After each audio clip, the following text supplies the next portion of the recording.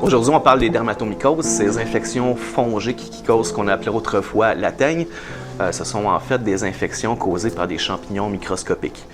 Maintenant, il faut comprendre que la croissance de ces champignons-là est fortement favorisée par la chaleur et l'humidité. C'est pourquoi on retrouve les infections plus souvent lors de l'été. Tout d'abord, on va avoir les infections anthropophiles, donc qui se font par contact direct avec une personne infectée ou par contact avec un objet contaminé par une personne. Il faut bien comprendre que les champignons responsables des dermatomycoses peuvent survivre plusieurs mois sur des surfaces ou sur des objets, comme par exemple des tapis de yoga, des chaussures ou des serviettes de bain.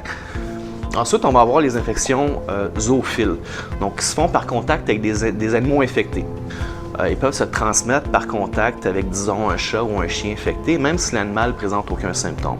Maintenant, pour ce qui est des symptômes, de façon générale, les dermatomycoses vont causer des éruptions cutanées au niveau du cuir chevelu, du visage, du tronc. Lorsqu'on a une infection des pieds, on va appeler ça communément le pied d'athlète.